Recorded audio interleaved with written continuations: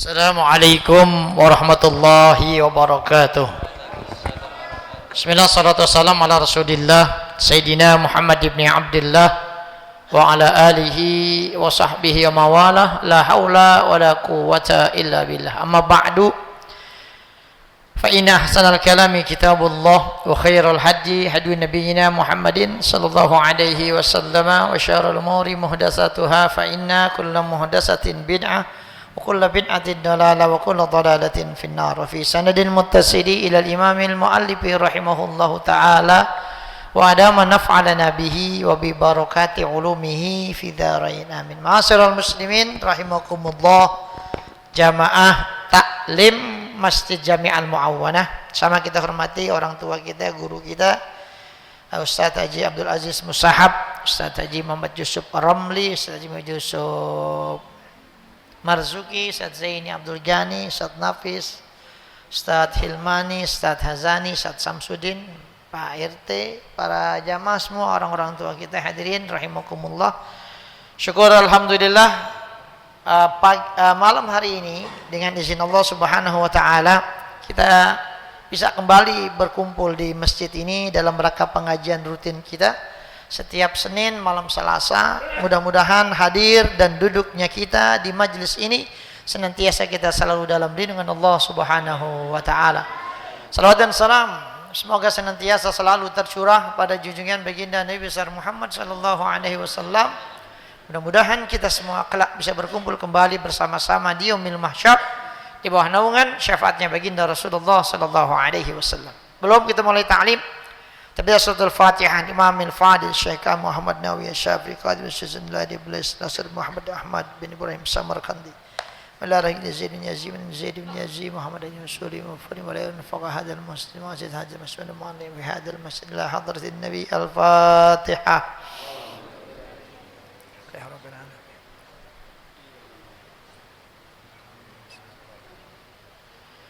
Hadirin jamaah rahimakumullah, kita lanjutkan lagi bacaan kitab kita Tanbihul Ghafilin, babu haqqil jar, bab tentang hak tetangga. Jadi dalam bab ini kita akan dijelaskan bagaimana seharusnya kita hidup bertetangga. Ya, karena kita saudara kadang jauh rumahnya, yang paling dekat itu adalah tetangga. Makanya hubungan itu harus dijaga, dijalin dengan baik terhadap para tetangga kita.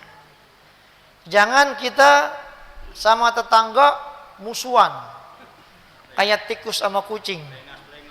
Tikus itu juga tikus kucing zaman dulu. Kalau zaman sekarang tikus nggak ada yang takut sama kucing. Malah kucingnya takut sama tikus. Tikus gede-gede banget. Ya, jadi begitu. Ini tetangga ini sampai Nabi Muhammad SAW mengingatkan ini. Ya. Qala al-faqih Abu Lais Samarqandi radhiyallahu ta'ala anhu hadatsana al-faqih Abu Ja'far qala hadatsana Ali ibnu Muhammad al-Warraq qala hadatsana an Abi Abdurrahman al-Hubli an Abdullah ibn Amr ibn al-As qala Rasulullah sallallahu alaihi wasallam sab'atun la yanzurullahu ilaihim yaumal qiyamati wa la yuzakkihim. Ada 7 kelompok manusia, 7 model orang yang mana Allah Subhanahu wa taala tidak mau memandang kepada orang-orang itu pada hari kiamat nanti, dan juga Allah tidak mau mensucikan mereka. Ya, artinya mensucikan, Allah kagak mau ngampunin dia. Ya, kalau orang kan kalau udah suci namanya bersih. Wa yaqulu lahum, dan Allah Subhanahu wa taala akan mengatakan kepada mereka, ke-7 golongan ini, udkhulun nara ma'ad dakhilin, masuklah kalian ke dalam neraka bersama para penghuni neraka yang masuk di dalamnya. Ya. Siapa mereka? Al-fa'ilu wal maf'ul, fa'il sama maf'ul. Ya. Kita belajar nahwu, fa'il sama maf'ul. Maksudnya apaan? Yakni al-liwatatu, homoseks. Ya, homoseks. Ya. Gay. Ya.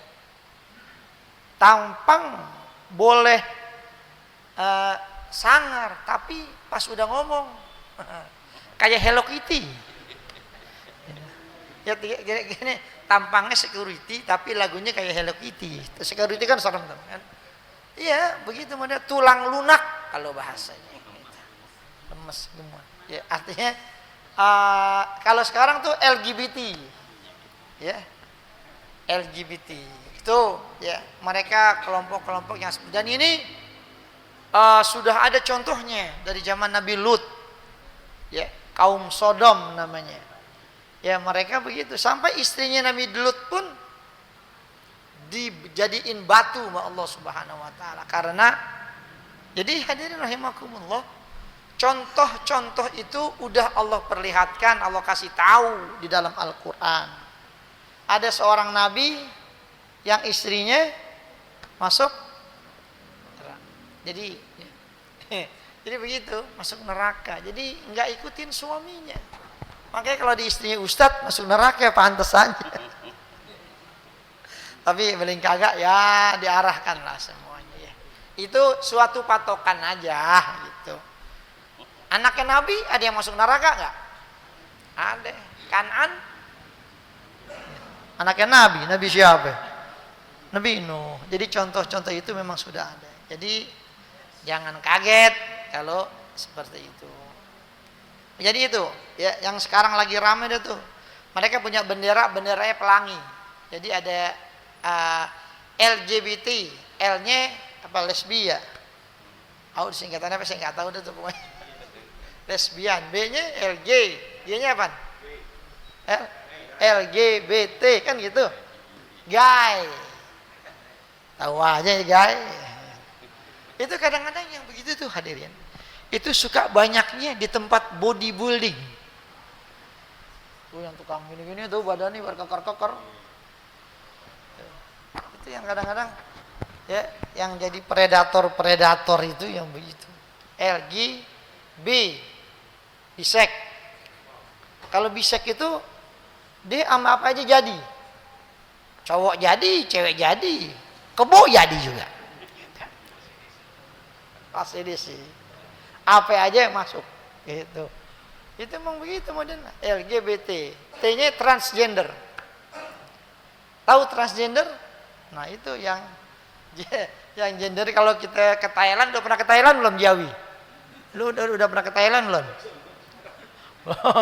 Belum. Di Thailand tuh ada namanya itu klasifikasi orang-orang tuh modelnya macam-macam. Ada yang anak kecil, ada yang namanya lady boy. Ya, lady boy, lady tapi boy gitu. Jadi dia cewek tapi hakikatnya cowok, cuman kayak cewek cakep-cakep gitu. Itu juga kalau lihat juga itu godain. Dia kagak tahu itu bukan, itu batangan gitu. Ya, jadi itu zaman itu udah kayak begitu. Makanya kan hadirin rahimakumullah,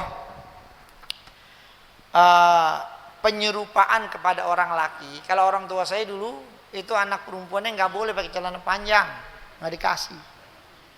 Ya, kalau mau pakai baju kurung. Kalau celana panjang tuh nggak dikasih pakai, nggak boleh. Karena kalau celana panjang itu bisa memperlihatkan lekuk tubuh. Apalagi yang celananya yang legging. Ada orang-orang sekarang kita lihat pakai jilbab rapi, ya Allah kaosnya nonjol. Ya kan gitu, belakangnya rapat banget legging. Apalagi sekarang nih yang RT senam. Kan banyak tuh ibu-ibu pada senamnya di bawah naungan RT. Itu ada tuh suka saya lihat tuh di senamnya kadang di depan Alfamaret, ya kan, Indomaret. Itu kita lihat. Ya kan celananya legging. Ibunya ibu-ibu muda lagi kan umur 30-an ya. RT rumahnya enggak kedip-kedip.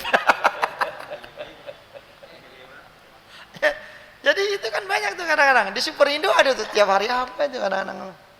Ya Allah, ibu-ibu pada senam. Lu mendingan lu ngepel nyuci piring, Rizka tahu kan. Nah senyum cuman gitu-gitu doang. Kalau mau silakan, tapi ruangannya ruangan tertutup. Jangan di ruangan yang orang pada lihat gitu. Karena orang laki itu kalau ngelihat lekukan begitu pikirannya lain. Radarnya naik biasanya. Yang normal. Kalau yang normal jangan ditanya. Ya begitu. Makanya kan dalam Islam tuh kita kalau ngelihat kayak gitu, Nabi nyuruh apa? Melengos. Kenapa?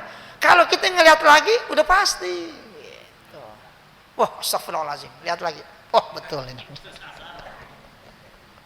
Ya, jadi seperti itu. Ya, makanya kan cara-cara berpakaian itu kadang-kadang jangan berpakaian yang bisa mengundang syahwat orang. Ya. Itu jadi jangan salahin kelaguan kita itu cara berpakaiannya yang rapi. Pakai jilbab tapi yang rapi, yang kurung. Jangan jilbab atas tapi pakaian bawahnya wah lo ketat dah pokoknya. Kalau Heri sih ngeliatin demen aja Heri. Itu ya Allah depannya 38C. B apa C itu ya? Itu celananya legging ya Allah. Dilihatnya ya. Kita nggak lihat. Itu model gini nggak usah jauh-jauh. Ente kalau lari pagi minggu ke Senayan, Istora, tuh keliling. Nah itu modelnya macam-macam tuh pakaiannya. Ada yang pakai tank top doang. Cakep-cakep lagi. Ini kita mau jadi lari pagi apa ya jadi makanya kadang-kadang apa jadi dosa nih mata kita kayak gitu. Kadang-kadang ya seperti itulah. Emang pakaiannya penampilannya begitu. Ya, makanya kan kita itu disuruh tuh jaga aurat gitu. Nih yang pada punya istri, punya anak-anak perempuan di rumah. Ya, kalau pakai celana suruh pakai kulot dah. Gitu palingan jangan pakai celana yang street kayak Mick Jagger. Haji Awi celananya Mick Jagger street deh kalau jemput. Yang jauh ya street dia model Mick Jagger gitu. Kalau Jawi pakai celana street siapa yang demen kucing aja ogah gitu.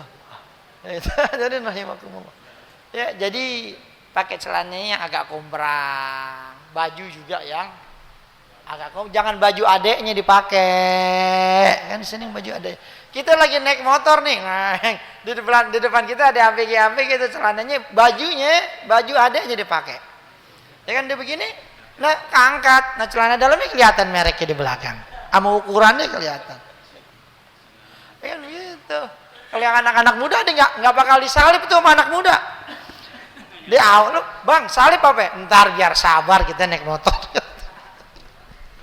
Itu kadang-kadang tuh hal-hal yang kayak begitu. Itulah dunia kita. Makanya kan kalau anak-anak di pesantren, mereka nggak pernah ngelihat gitu-gituan. Mau lihat di mana emang kagak ada. Nah, ketika mereka keluar pesantren, nah itu dah. Biasanya tuh ada masa-masa masa-masa apa disebut itu ya? Dia perpaduan itu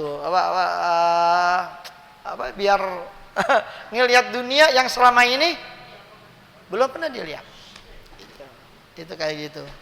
Hadirin rahimakumullah. Makanya kalau kita ada orang misalkan belajar di Yaman jadi bener ya.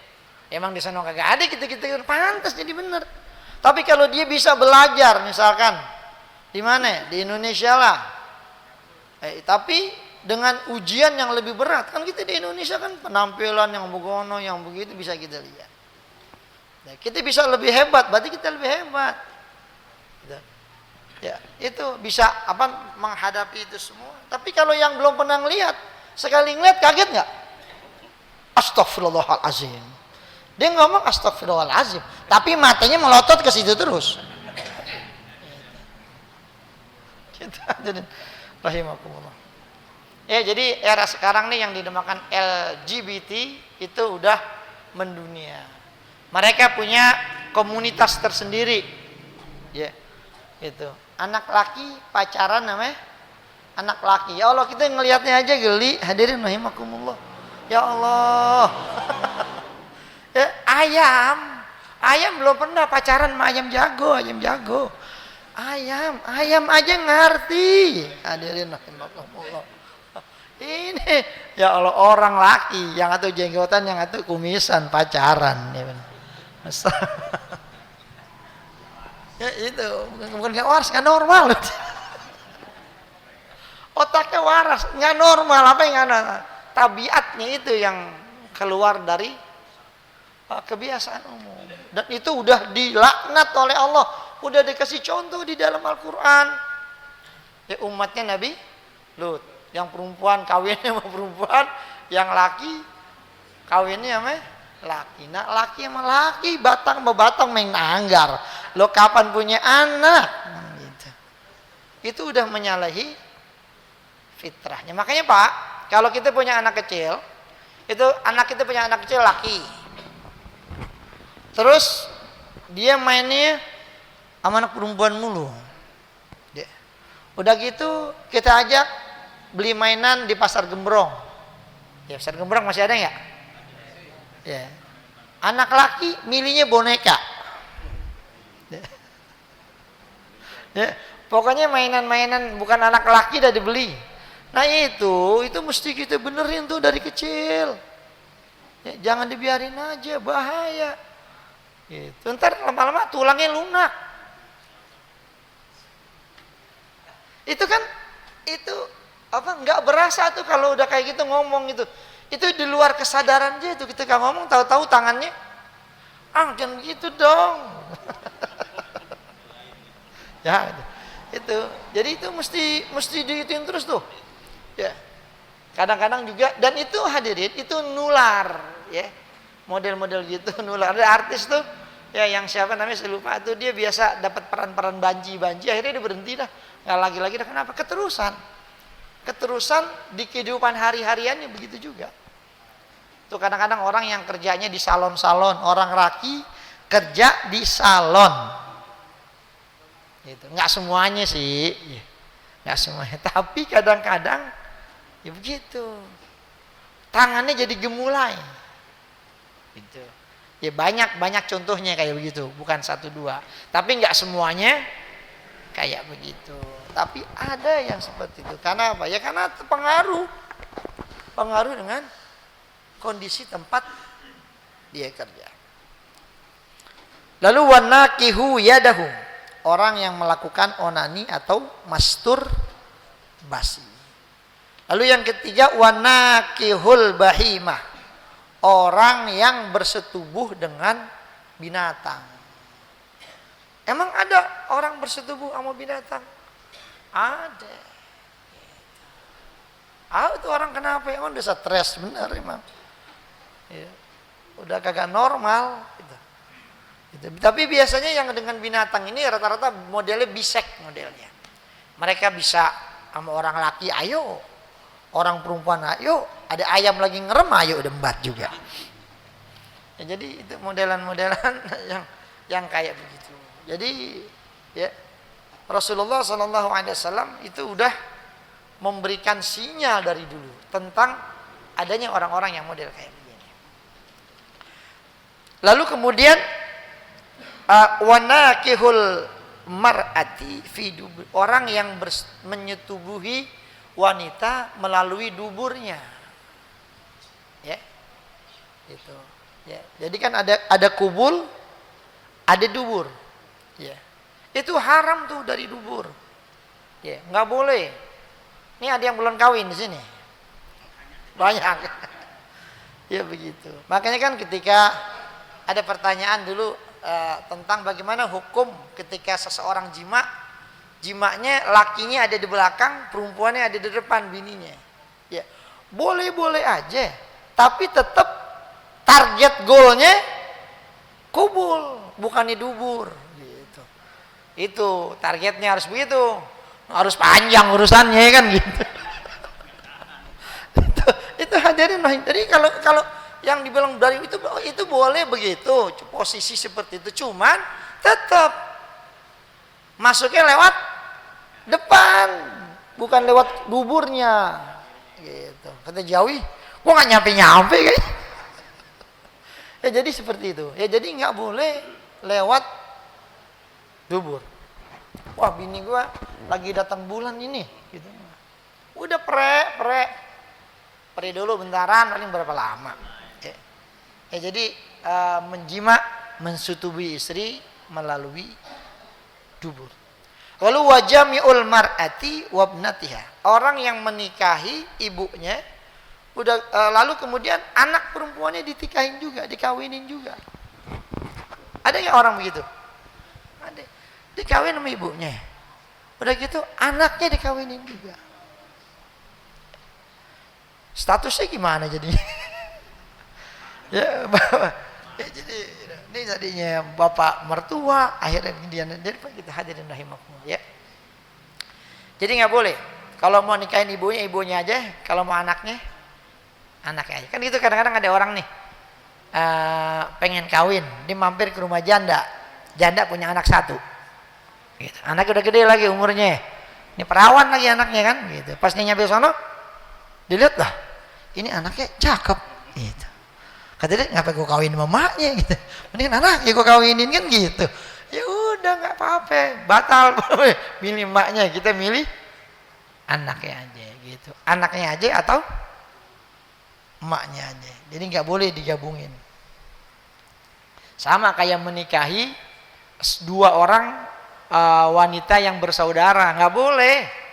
Dia kawinin empoknya dikawinin sama dia. Habis itu adiknya dikawinin, nggak bisa. Harus salah satunya.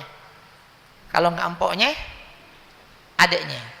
Ya, nggak dua-duanya digabungin nggak bisa, nggak boleh, haram. Kalaupun mau, orang kita sebut ada namanya dulu naik ranjang, namanya turun ranjang. Nah itu catatannya kalau dia udah cerai, baik cerai hidup ataupun cerai mati, baru tuh dia mau turun ranjang kayak mau dia naik ranjang, itu urusannya terserah. Tapi nggak boleh menggabungkan, dikawinin tuh. Dalam satu keluarga adik sama empoknya dikawinin jadi satu, jadi bininya. Jadi bininya di dua gitu. Kata kita, Sat, yang begitu Sat berat kita ngerjainnya, atuh aja susah apalagi dua. Pakai begitu. Atuh aja belum dapat lagi nari ini. Lalu wazani bihalilati jarihi. Ya. Orang yang Allah tidak memandang mereka pada hari kiamat, Allah tidak mengampunkan dosa-dosa mereka, adalah orang yang berzina dengan istri yang halal dari tetangganya. Nih, istri ya. Kenapa di sini dibilang tetangga? Karena kondisinya itu memungkinkan kalau tetangga. Emang apa? Dekat. Dekat. Main, mampir, karena dekat. Ya kan? Akhirnya kan lakinya lagi nggak ada, dimampir sana goda-godain, apalagi kalau yang lakinya kerjanya jauh-jauh di IKN misalnya. Makanya kalau IKN jadi apa kagak sih sebenarnya. Ya, jadi seperti itu ya hadirin rahimakumullah ya.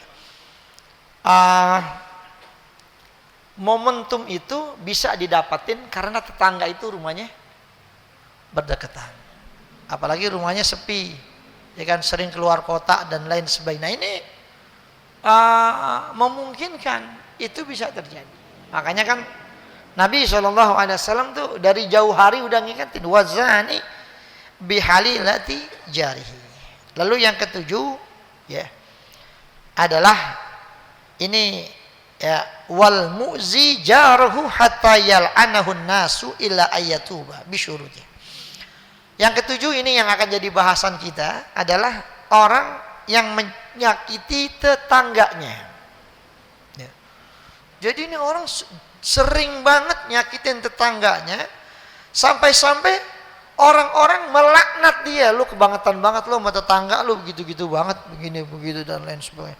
Sampai orang-orang pada tahu tuh lagunya kayak begitu. Sampai orang-orang kemudian melaknat dia dengan apa yang dilakukan terhadap tetangganya. Ya.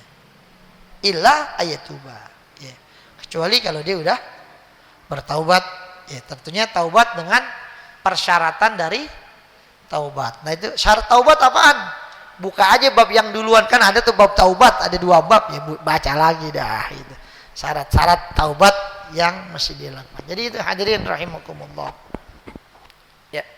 Qala al-faqih rahimahullah taala hadatsana Abdul Qasim Abdul Rahman bin Muhammad As-Sabazi qala hadatsana Farisun ibnu Murdawai qala hadatsana Muhammad ibn al-Fadl qala hadatsana Muhammad ibnu Ubaidin qala hadatsana Ibrahim qala hadatsana Abu Muawiyah an Bishr ibn Salman an Ubaidin an Aban ibn Ishaq an Sabah ibn Muhammad al-Bajili an Murrat al-Mahdani an Abdullah ibn Mas'ud qala qala Rasulullah sallallahu alaihi wasallam. Ini kan kalau ulama-ulama hadis nih, ini tiap an ini orangnya dicek semua tuh. Kalau Imam Bukhari, Imam Muslim, dilihat nih yang namanya Sobah bin Muhammad, tinggalnya di mana? Dicari, dilihat lagunya. Gitu. Kalau model-model kita, hadisnya pasti nggak kepake. Gitu. Qala Rasulullah sallallahu alaihi wasallam, "Walladzi nafsi biyadihi la yuslimu 'abdun hatta yaslama an-nasu min qalbihi wa lisanihi wa yadihi." Kata Nabi, demi zat yang jiwaku berada di tangannya, tidak dianggap sebagai seorang muslim, sebagai seorang yang beragama Islam atas seorang hamba, sehingga manusia itu selamat dari kejahatan, keburukan hatinya, lisannya, tangannya. Hati itu bisa, lisan, mulut, tangan kadang dia berbuat lain. Jadi itu. Jadi orang dianggap tidak beriman, kalau dia masih suka jahat sama orang, baik dengan hatinya dia, baik dengan mulutnya ataupun dengan tangannya jawab. Jadi la yuslimu abdun, tidak dianggap orang itu beragama Islam, tidak dianggap sebagai seorang muslim. Lalu wala yu'minu abdun, tidak beriman seseorang, artinya nggak dianggap dia sebagai seorang yang mukmin. Kalau tadi Islam muslim, ini mukmin, lebih berat lagi tingkatannya. Sehingga hatta ya'mana jaruhu bawa'iqahu, sehingga tetangganya itu aman, aman dari gangguan-gangguan dia. Lalu kulna, kami nanya, ya Rasulullah, wa ma bawa'iquhu, ya Rasul, apa yang dimaksud dengan gangguan-gangguan itu?